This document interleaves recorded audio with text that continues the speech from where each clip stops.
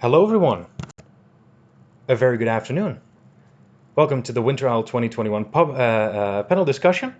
I'm here with some fabulous guests to answer all your questions. As you may know from the past couple of days, my name is Bob. I'm both the Commissioner Partners and the Treasurer for the Owl this year. And I've got some lovely guests with me here to answer all your questions today. If you would be so kind as to introduce yourselves for me. Qing-Yi, could you start? This is the most. Anyways, I'm Qing-Yi Van, and I am one of the student councillors at Leiden University. We are a team of 7 student councillors, and we work for the department called Student Support Services. As a student councillor, we are answering questions and providing guidance in situations involving different kinds of regulations. So, for example, when you are facing a study delay or personal extenuating circumstances that could influence your studies. And in addition, we also take care of extra accommodations if students or you are having a study disability, illness, or maybe a family circumstance. All right. Thank you very much. A very good contact to know and have when you're coming to Leiden University, you are. Arti, would you be so kind as to introduce yourself? Well, hi, everybody. Welcome to the Netherlands if you're already here. And if you're not, well, have a lovely panel question and discussion this half an hour. My name is Arti Pancham. I'm from Aon Student Insurance, and we are a partner of Leiden University. We offer every international student the Aon Student Insurance to both EU students and non-EU students. So if you have any questions regarding the insurance or rules and regulations which are connected to insurances, ask your question to Bob, and he will, and I will try to answer it. Thank you. Thank you, Arti. Absolutely. So she already alluded to this. If you have any questions during this panel discussion, any burning questions, burning desires that you want to ask us as your panel, we're here for you today. So make sure to put them in the chat and we'll answer as many as we can. And last but not least, obviously, Eugène, would you be so kind as to introduce yourself? Please, yes, of course. Yes, I'm glad you joined this panel discussion. I'm Eugène van der Heijden. I'm the only Ombuds officer for students. And what does an Ombuds officer do? I'm dealing with complaints. Of course, I hope you will have a flawless, problemless period in Leiden. But, well, if any problem occurs, you can eventually file a complaint and I will deal with it. I'm an independent person, neutral, and also I can guarantee your confidentiality. Later on, I will tell you more about my role and function. Great. Thank you, everyone. Glad to have you with us here to answer all these questions for our amazing OWL participants. Now, how we're going to do this, I'm going to ask some questions to each of the guests today, and we're simply going to go down the same order as we did the introductions just now. So first, Qing-Yi, let's start with you. You already gave a little introduction about student services, but what exactly does student services do, and what services can people find with you all? So for what can they come to student support services? Yeah, the overall goal of the Department of Student Support Services is to support students to succeed in their studies in whatever situation they are in.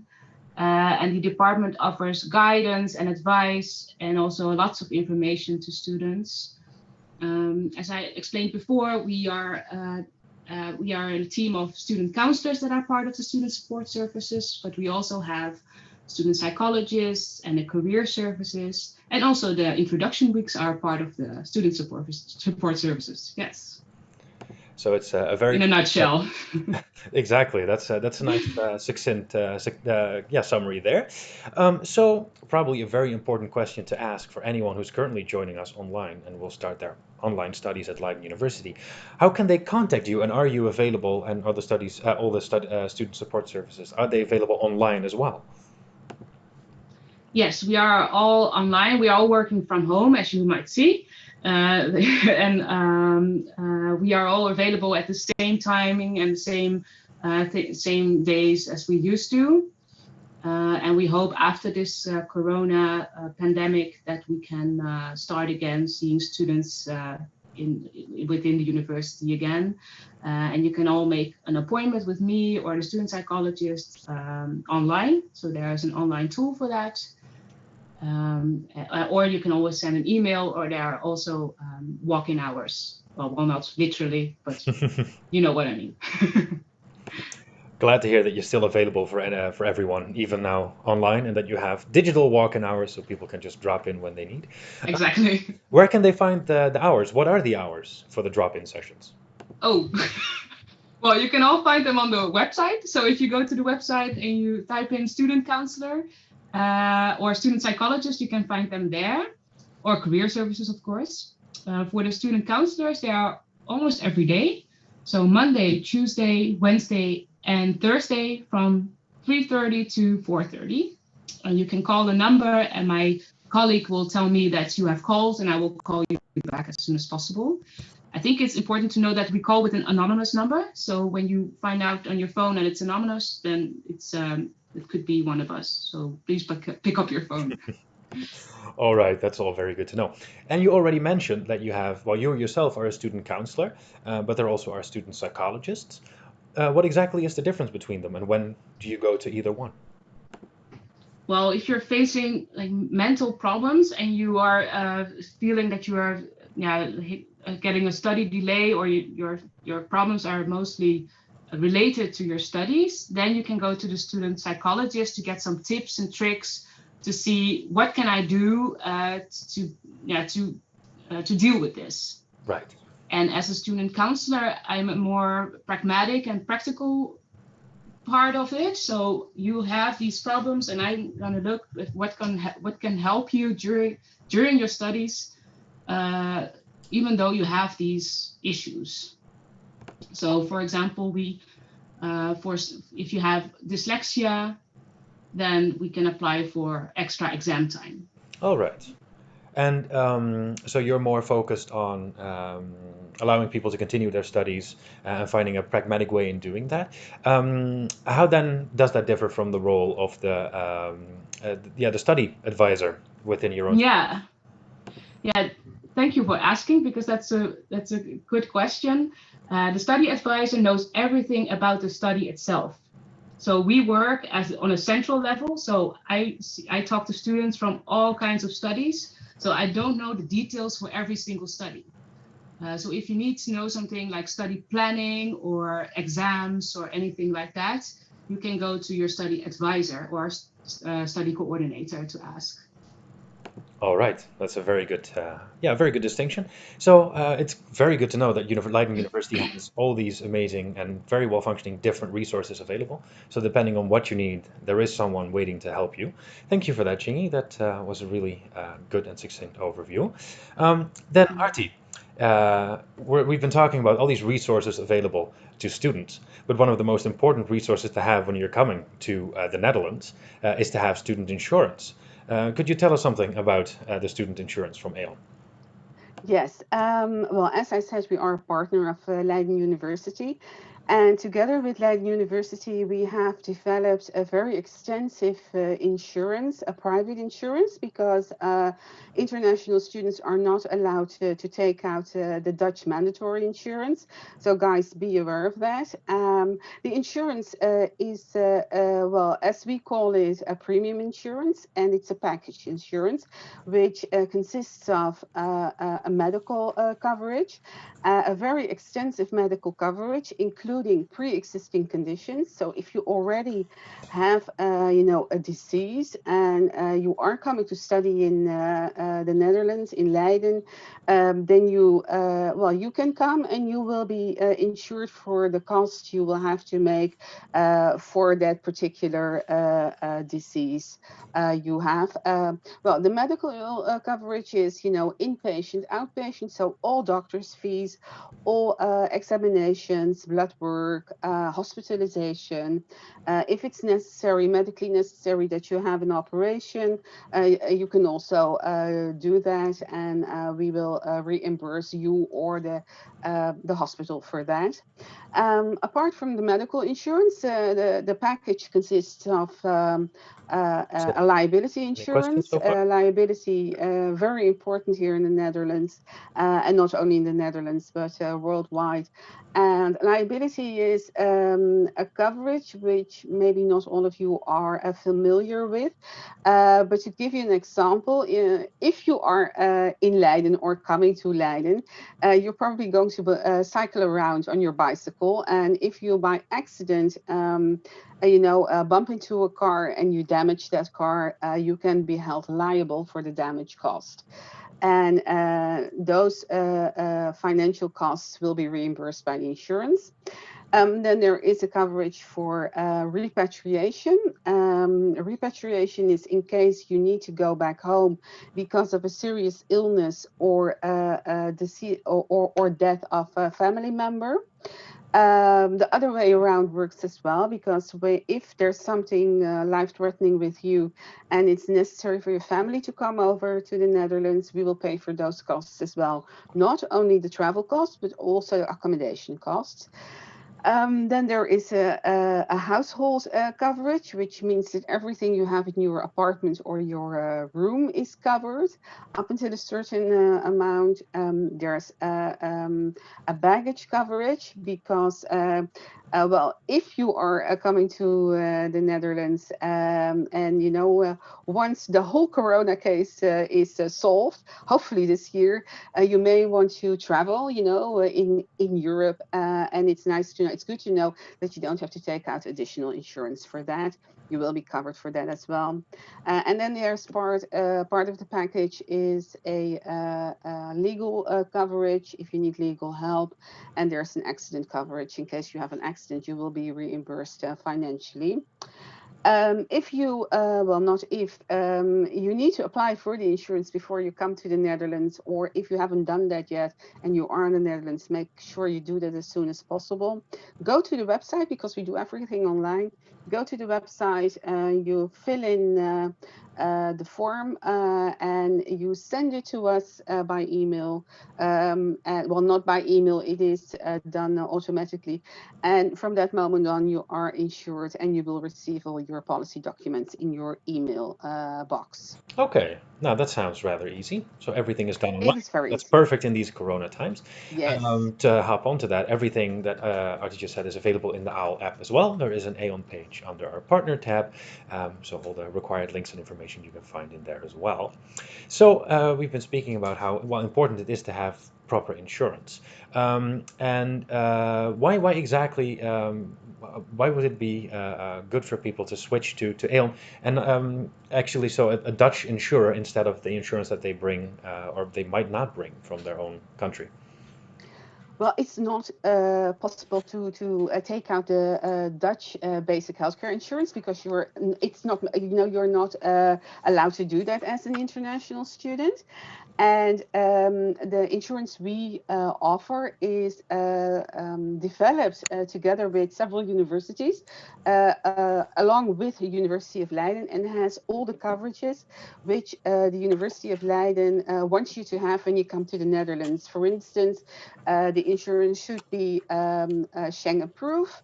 And it should have the coverage of pre-existing conditions. Of course, if you come from a country and you already have an insurance which has all those conditions, then you don't need to take out, a double insurance. But most students coming to the Netherlands don't have that. And well, again, it's very important to have an insurance here because if you, for instance, need to go to a doctor or you get into a hospital or go to a hospital and you, for instance, need to stay there or need to have an operation, be aware of the fact that there's no organization here in the Netherlands who is going to pay for you. The government is not going to pay for you. The university is not going to pay for you. It is your own individual responsibility to have good coverage here in the Netherlands when you come to the Netherlands to study. Then it's very good that we're doing this panel discussion and telling everyone that. To jump onto this, before we move to Eugene, we got a question in the chat. Someone asked, they have Aon Insurance, they have registered with you. How do they register with a GP, with a doctor? Yes, what they can do, and I'm looking at Qing-Yi right now, but I know that the university has corporations in The Hague as well as in Leiden with GPs.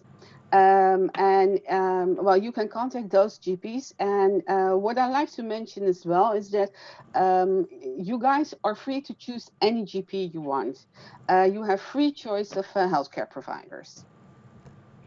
Yes, Maybe well, I don't have anything important to add, but I think what is important is that you all do register for a GP even before you get sick. Because if you get sick, it's really hard to find one because you don't feel well. So do it before that as soon as you can. And you can find the GPs Arti is talking about on the website of the university, I think on health care. If you're looking for healthcare, yeah. All right, then I hope we answered your question, dear viewer. Then let's move to our third guest in this panel discussion, Eugene. You told us a little bit about your position as ombudsman, that you have a neutral position. Could you maybe elaborate a little bit on what you told us? Yes, of course. My role is dealing with complaints, as I already mentioned, and what kind of complaints I deal with. Well, that's complaints are merely about treatment, and when you feel you're not treated fairly, then you can say, well, I don't feel satisfied about the way I'm treated, and you're allowed to file a complaint to me directly through email or contact my secretary. So it's I'm 5 days a week. I can be contacted, although I'm only working for 3 days a week as Ombuds officer of the Leiden University. But I'm the only one who's reading the messages that are sent to the Ombuds functionaries at leidenuniv.nl. So it's also confidentially. And well, to give you an impression, normally I'm dealing with around 120, 140 complaints a year of students. Last year it was more than that, also due to the corona crisis. It almost doubled to more than 200 complaints. But it's not about the number of complaints, it's more about the way I can influence situations for the better. And I have a network of people within the faculties, within the departments that I can turn to just to, well, to urge for a solution to problems that are occurring. And as an international student, you have a real, well, there's always a tight timetable, and you are, especially when you're a master's student, you want to, well, finish to graduate within a year. And all the problems that occur that are really hampering your results to finish your study within a year. So, well, I can help you to urge for a quick solution, and please feel free to, well, if you doubt about whether a case is for me or for another authority, well, you can just send me an email, and when, if necessary, I can refer you to the right authority. That's my main message for now, and well, I hope it's clear. All right, thank you for that. So just to summarize, there is not a specified order of people that they need to go through before students can come to you. So if they feel they have a problem that they do not trust to anyone else, they can come to you no matter what. But nonetheless, I have to respect the authority, for example, of the appeal committee. And when there's a decision of a board of examiners, then it's officially something of the appeal board to deal with appeals of students about decisions. So but then again, there's always a certain ring around a decision that is about communication, information, and when you as a student are badly informed about a certain facility or whatever, then it can still be a complaint about the way things are going. And I can even try to, when there's a large problem, I can even start an investigation, official investigation, but during the last almost 6 years, that only happened twice. So that's not very often. Normally, I want to try to informally mediate, urge, influence, and that's my main task for this university. All right. Well, we're very lucky to have someone like you. Coming back to what you just said, like a moment ago, you said that currently over the last year, the cases that you've dealt with have spiked, Yeah. presumably due to the corona situation. Could you maybe elaborate a little bit? How can they can approach you via the email address? How now in corona times will that contact with you go? Will there be video sessions, or will everything be done through email? Well, unfortunately, I can not make any physical appointment with the student now before the corona, and I hope soon after the corona, then I will be available as at Plexus Student Center, as at Beehive Student Center in The Hague. So you will find out. And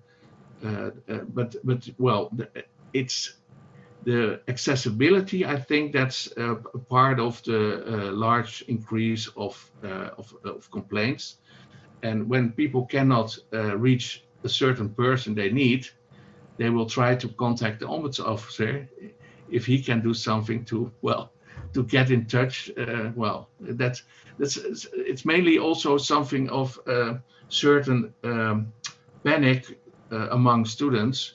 What if I cannot reach someone I need? And I can really imagine that that's important for students.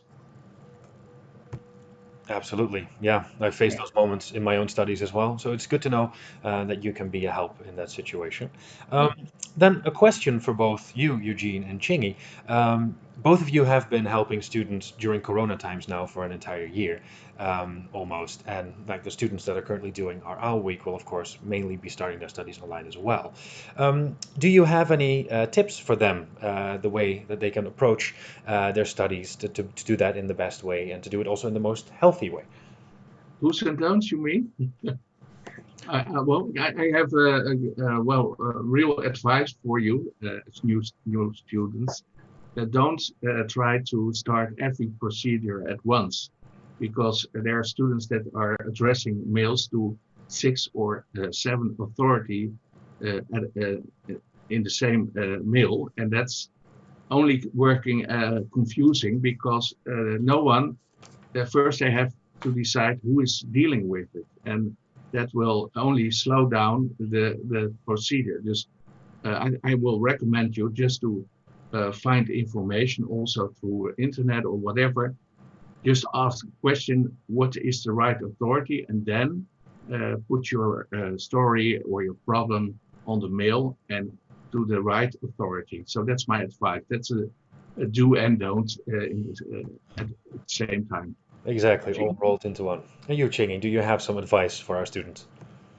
Well, I think for now it's also important to have a planning for you, because the study program can be quite flexible. So you can choose when you watch a lecture or when you do your homework, for example.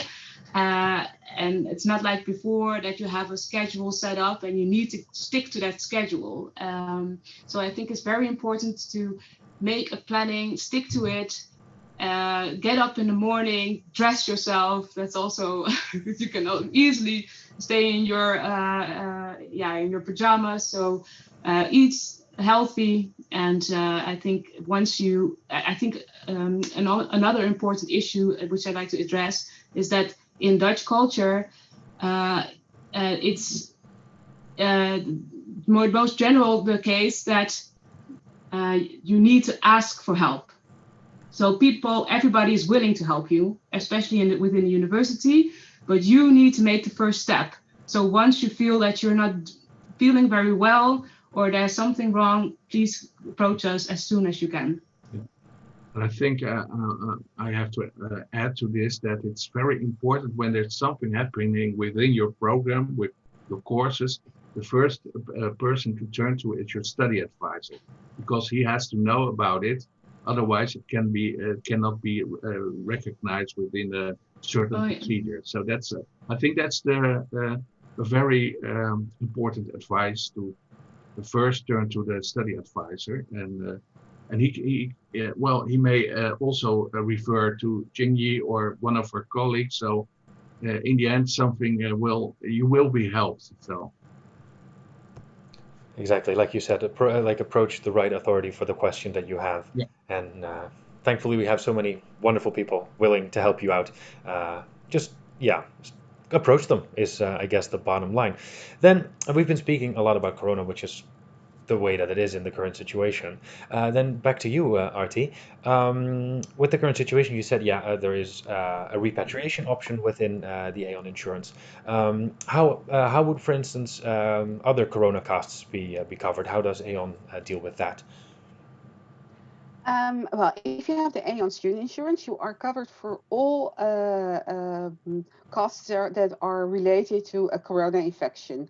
So, for example, you come to the Netherlands and you get infected and you need to go to the doctor, or you get in the worst case you need to be admitted to the hospital.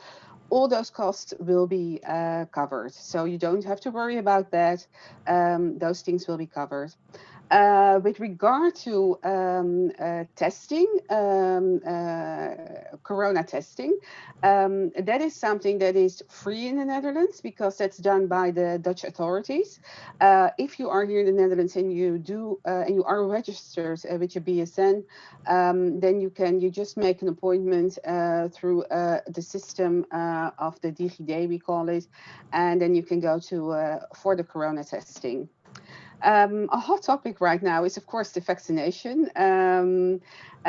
International students coming to the Netherlands and who do register in the registration, the Dutch registration in your city, will get a call to come and get their Corona vaccination if you are going to stay longer than a month in the Netherlands. But however, there is an order here in the Netherlands who will get vaccinated first, and that is first, older people and people who work in jobs that are very important here in the Netherlands, and not only in the Netherlands, like, for instance, hospital people, employees, people who work in care facilities, and so on. And then they go to people who are a little bit older and so on. So the younger people, like you guys, will be the last in the row. But if you are still here, you will receive a call from the RIVM, as we call them. So those costs are covered. You don't need to pay for that because that's paid for by the Dutch authorities as well. And then we also have a lot of questions with regard to how do you call that, quarantine measures. Quarantine measures, if you need to go into quarantine, those costs are not covered by the insurance. So all quarantine costs you will have to pay for yourself. As for any commercial testing, so if you need to get tested before you go, on a plane, you step on the plane, those commercial costs are, you will have to pay that out of your own pocket. Okay. You cannot get reimbursed for that by the insurance. All right. But other medical costs, all other medical costs are covered. Okay, it's very good to know that distinction between commercial and regular testing. Just for the people who are here in the Netherlands, the website where you can schedule your Corona test is called coronatest.nl. and then you Yes. sign in with your digital ID with the government. But also a very important question to hop onto with you, Arti. You were Yeah. talking about the BSN number. Yeah. Do students need a BSN number in order to get your insurance? No, you don't need to have a BSN number to take out our insurance. So you don't need to wait until you have an appointment with City Hall. Just as soon as you know you are coming to Leiden University or coming to study here, you can take out the insurance from your home country and just take it out from the moment you leave your home in your home country, because then you are insured as well during your travel. So if you lose your, for instance, you lose your baggage, or your baggage gets stolen, or you get sick, during travel, you are insured as well. So that's why we always recommend students to take out the insurance from the day they are leaving their country. And you have coverage from the moment you step out of your home on your way to the airport or All train right. station. That's very good to know. A very good tip there. Yeah. I'm looking at the clock and I'm seeing that the time is quickly running out on us. So I'm quickly going to ask Eugene one more question, and then I will ask each and every one of you if you have a one last tip for our viewers. So Eugene, we were speaking about the procedures that you can initiate. People can come to you when they have troubles. Maybe a question that's very important to ask for people to set their minds at ease. Do you need to pay for this? No, it's a simple question. No, no charges. Very good to know. That's probably very good to help that mistake, like that misconception, out of the world immediately. All right, then let's go down the line one more time. I would like to know if any of you has any last minute tips for our participants. Qing-Yi, would you do you still have something for us? I actually would like to emphasize again that you need to register for a GP. Once you arrive in the Netherlands, of course, from your home country, it's not necessary. But if you go to our website and you're looking for healthcare, then you'll see the GPs that are connected to us, and you'll find the application form on their website. All And right. it's very easy. It's also free of charge. And there's one in Leiden or The Hague. But if you live in Voorschoten, for example, you can also find one in Voorschoten. Okay, that's very good to know. I actually just noticed that we have one last question that we should address. This one is mainly for Arti. What if you don't have a DigiD? How would that go? Well, that is necessary. You need to have a DigiD when you want to get tested, and if you are going to stay longer than a month in the Netherlands, and you need to have the vaccine. But once you are registered at the city hall, you receive a BRP number, and that number is connected to the DigiD. And I think you can ask, the people who work at Plexus can help you with, that getting the digital number, because everybody who's registered has a DigiD. All right. So Qing-Yi, who at Plexus would they need to approach to know to learn more about getting a DigiD? Yeah, it's for now. I think everybody could help you, but it's also, if you look for it online, there are many manuals where you can find different steps you need to take to apply for digital identification, DigiID. But if you have a BSN number, you can get one quite easily. So there's an English explanation as well, and then you get a letter, and you need to make a login code and a password, etc. It's not that hard. And I think if you need one, for example, tomorrow, oh, sorry, the cat is interrupting me, then you can also call them. I think it's also on the coronatest.nl website. Then there's a phone number and you can call, and then they can make an appointment for you. Okay, that is very good to know. So even if you don't yet have your digital ID, then you can still get tested, and there is no trouble on the horizon. Okay, thank you very much for that. Then, Arti, do you have a last message for all participants? Yeah, I do. Well, of course, take out the insurance just for your own peace of mind and to avoid high financial costs in the Netherlands. If you decide not to take out an insurance, be aware of the fact that healthcare is pretty expensive here. And you will have to pay for it yourself if you don't have an insurance. And secondly, take out the insurance for the whole period that you are staying in the Netherlands, because we see that some students take it out for 6 months and then forget to extend the insurance, and then something happens and then they're not insured. Take it out for the whole period that you are staying here. You don't have to pay the premium at once. You can pay monthly, and if you go back to your home country or you stop your study, you can just stop the insurance as well. There's no penalty, nothing, but make sure you take it out for the whole period, just to avoid, surprises of not being insured and getting into a hospital, for instance. And well, love to. Well, and I hope you have a good time studying, online or on campus. Absolutely, very much. Thank you. One more thing that I wanted to ask you, Arti. I Yeah. recall that Aon is doing some webinars, especially Yes. about the insurance. Yeah. How can our viewers, our participants, join that, and where can they find it? If it's correct, it is on in the app as well Yes. of the OWL. Correct. So you can go to the app and you can register through the link we have provided. And well, once you register, well, you can attend the webinar, and we will record the webinar as well. So if you cannot make it because you have other commitments at that time, you can always look, you can always look back at it because it's going to be through YouTube.